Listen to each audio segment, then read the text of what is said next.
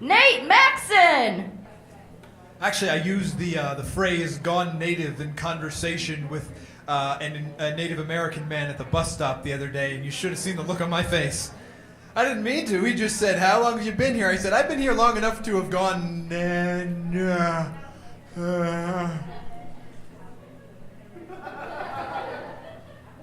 I'm gonna read a couple poems for you tonight because that's what I can do. I'm not really a comedian. I have a new book out, came out. I have some copies if anyone wants to buy one. Support my semi-itinerant lifestyle. I'll start with something loud so I can get your attention. This is called, I stole the title of this poem from Bob Dylan. It's called The Titanic Sails at Dawn. Great ship, unthinkable, groans in its own cleverness, birthing from the glacier, smooth enough to avoid being heard beyond faux Gatsby posturing in lighthouse ballrooms. Original purpose forgotten, but it sure is bright with blue eyeshadow smeared on under restroom candles. When the blackout rolls in, it'll be the right time, just the right amount of hushed dignity, like a football player applying war paint and stripes and one bright corporate-sponsored racing brand, straight through the middle. Mustn't move too fast, though. Best keep things slow and steady, steady at first, these old bones thrown in divination tumble at a breathless crawl, the good luck ritual, like a traditional Jewish wedding where you break a glass for a blessing, the mixing rivets missing broken pieces of them hanging in the air, spinning disco from high above, we break, out of tradition, out of old bones, old ways, rattling ivory dice scores, getting my sea legs, we haven't left yet, this red lipstick comes off when I lick my hands, symbols we associate with victory, overboard with the optimists into the cold harbor to avoid looking arrogant in front of the professionals who hold the rope. Massaging iron cokes to escape in butter and honey, honey and butter, guttural European bribes, sizzled facsimile of industrial eroticism, melted into seaside fragrances, bottled and sold, sold and bottled, honey and butter, contrails pumped out, smokestacks to lure in the hungry. But this is how the West was won. I'm ready for my close-up. There's a bull crossing the mountains with my name branded on his ass. Silver ship in the bloodstream, in the memory, in the blue waving tubercular handkerchiefs to mean goodbye when all it could just as easily have been shouted over the engine. The show begins and the dancers in borrowed clown noses sway to pay off debt. Now I'm no bullfighter, but out here in the north I hear him rowing and snorting as he rows and points his horns like lodestones sparkling in a wine glass. But every time the ship sails, takes flight, escapes, we the gathered animals ignore the last time and who we left behind, so a song comes over the engine, not the radio, not the voice, humble, humble, humble, we're waiting to return, but we've got to keep leashed and expecting a fat bonus come the holidays. A song, play us a song, you plagiarist, you singer, you stitcher, you butcher, you priest, you undiscovered virus. All right, the buzz of horseflies below the stage amplifies sand in the hourglass I keep inside the piano. Have to reach in and turn it with the clock strikes 7, mistaking a speech impediment for a bon mot, and they'll talk about this one for hours. Carved from the old oaken plagiarist, sharp, very sharp, not a shred of originality to the whole thing, and night after night the same routine, where I am made of tin and twine and pages and expected to skim a rock off the big thirsty. Free refills, and out it goes. Sunk, sunk, and sunk.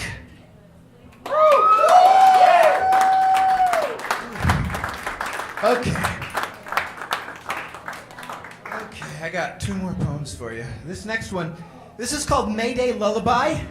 And I wrote this right after the last show I did here. This is nonfiction, and right after I broke up with the woman I was seeing early last year. Anyway, it goes like this. And everything in this poem is true. All my poems are nonfiction, even when they're not.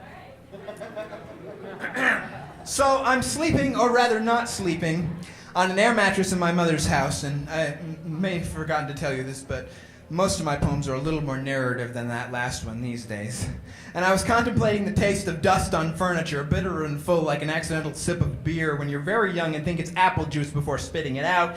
And how last night, after the show I did, all those people kept walking up to express their admiration of me. I sat down with one of them and some of his friends, a frizzy-haired child of 21 named Jefferson, and a red-headed woman/girl named Jessica, or was it Caitlin? I don't remember. Kept smiling at me, and Jefferson, my new friend, whispered into my ear in that special conspiratorial way that very young males have when talking to one another. I think she likes you. If you play your cards right, you could at least get a hand job tonight. Assuming you don't have a girlfriend, of course. Do you? And I said, not officially, no, but let's just enjoy the night as it happens, shall we? Not sure how to answer or if I even wanted a hand job.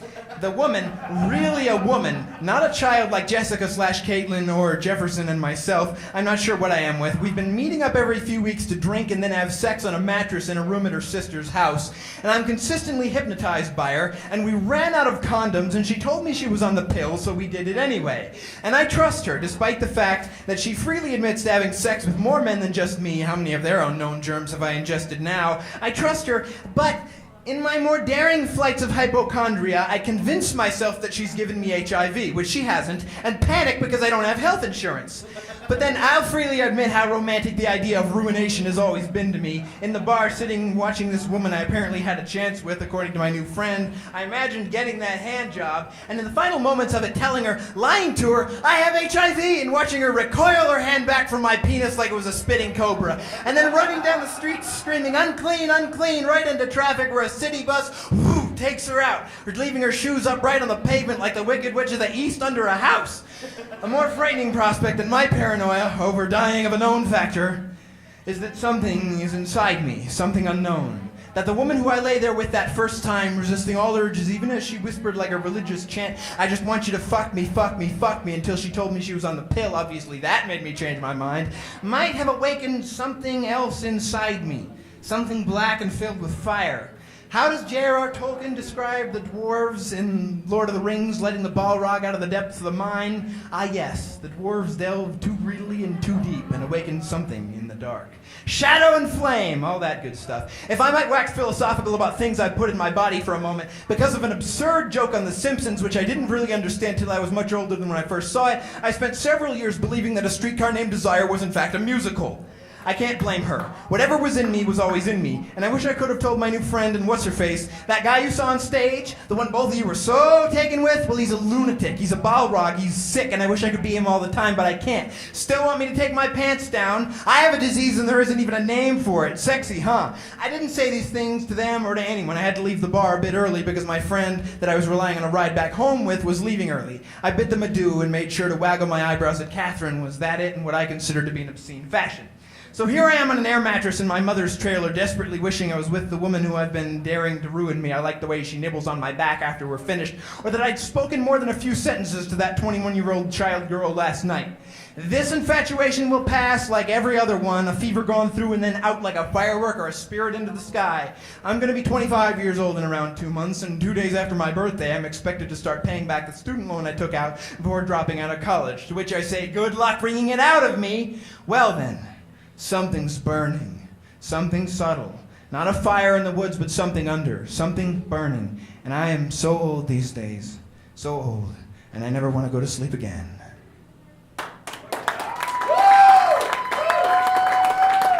Now, to clarify the nonfiction aspect of that poem, I changed all the names, but the Jefferson was supposed to be Julian over there. Who said that to me, and I found it immensely funny because I was a hypochondriac and I thought I had AIDS. All right, this next poem, and then I will leave you to the lovely Angora's embraces. This is about time. I think about time a lot. I think about the past. I think the past is sort of like an ocean. And for most of history, we weren't able to really go into it or drink it, if you follow my metaphor. But now we can, you know?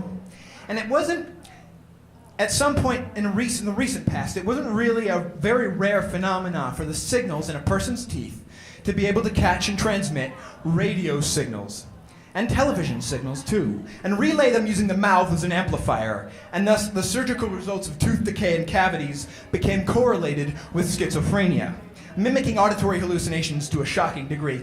All that's over now. Digital signals don't snag themselves on dental work the way FM radio and analog television did, not to mention that such implements are no longer made of precious metals, which is probably a good thing given the frequency of stories about gold fillings being snatched out of the mouths of the dead. But I find it very interesting to note that there are numerous instances of actual paranoid schizophrenics tearing out their teeth out of the suspicion that there were radios in there, put there while they slept by unknown agencies with sinister agendas. Often enough, the teeth were undamaged, milky white, and solid.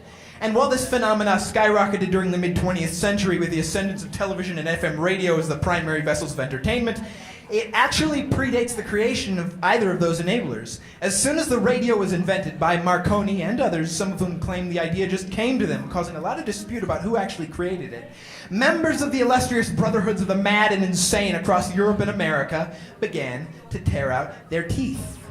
The idea of the radio was more than enough to give them a push and make them eye the pliers. And those who weren't schizophrenic, having just not brushed so good some days, sometimes didn't recover if they had the filled teeth pulled.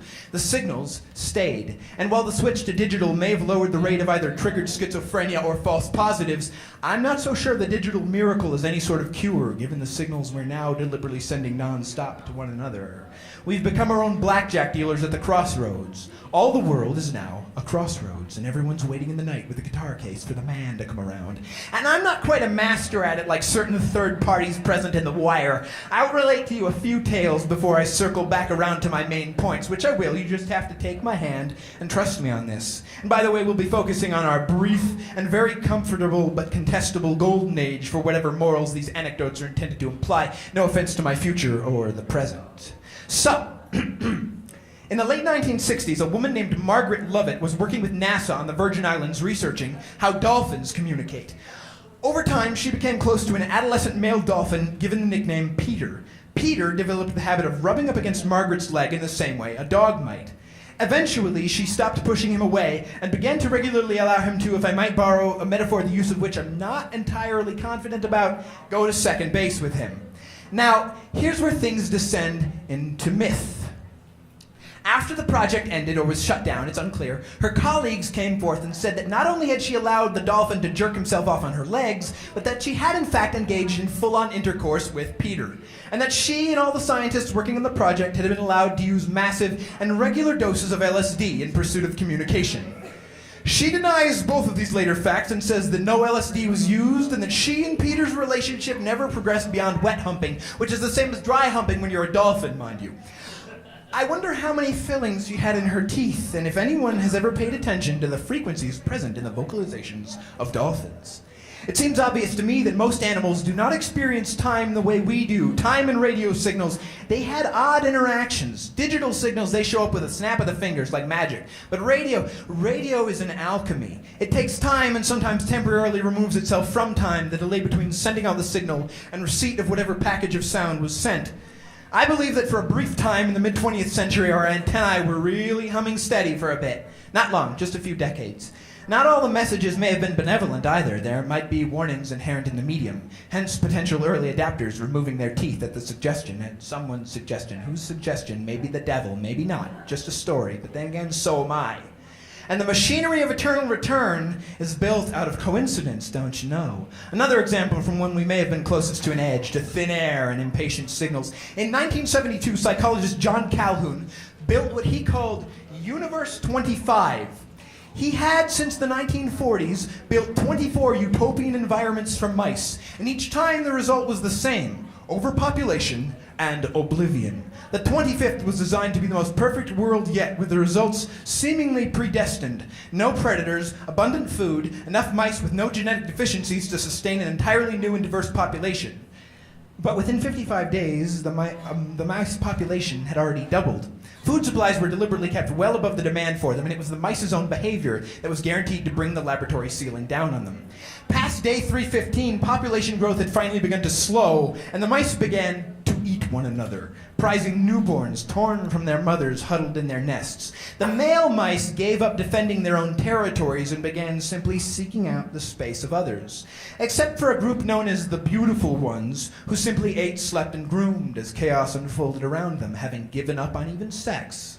Today, the results of 25 failed mouse utopias are still being debated. They birthed the term behavioral sink to describe societal collapse in an environment of limited space. And it has been pointed out to me that the mice seemingly lacked entertainment, toys, wheels, all the things that keep a first world nation busy, except food, sex, and territory. But I think entertainment is a mitigating factor, only extending the lifespan. The sink mimics the ocean, mimics the land, throws the voice of the announcer, and kablooey, you get the picture. Information has a way of traveling both forwards and backwards on a wire. Calhoun intended every rodent's corpse to be a warning to future humans, but then I suppose the markings on the pyramids saying, "Do not disturb," may have been a similar exercise in violent moralizing. When an Egyptian royal died, all of his slaves were killed and interred too, so as not to let the pharaoh fend for himself in the next world. The next world makes me laugh uncontrollably. I have the laughing sickness. All of us ugly ones do. We shake with it under moonlight, we compare to disco and dream of blotting out both. Time speeds up like a turning dial or a toothache, a sonar sound far underneath. An echolocation in the blue, a guitar string plucked once. I begin to believe in omens, a clear symptom, trading vision for clarity, all currency debunked. Only a current pulsing, jaundiced vein on good days. Moving backwards through time, which universe is this one? At least I'm not hungry, and I'm listening. I'm always listening. It sounds like the hospital doors, maybe even comically small hospital doors, if that makes you feel better, keep swinging shut in the wind, or open. Open, shut. A mouth, a moment. A child wiggling that last baby tooth free, painless. A bird waiting inside an egg, and then outside, then inside. I could learn something from Margaret, dolphin fucker PhD, who gets a sly smirk when talking about those old days in the islands. Something about shame and circular nature and messages in bottles. For a moment, she must have felt herself reaching back through water, again and again. But it's all much sneakier now. Cruel machines shot into space to drift. Some people do remember. And don't we all just want to play guitar like our warm-blooded martyrs did? Inside, outside, waiting for something to escape. Open wide and not come up for air or home again. Singing a red language right from the center.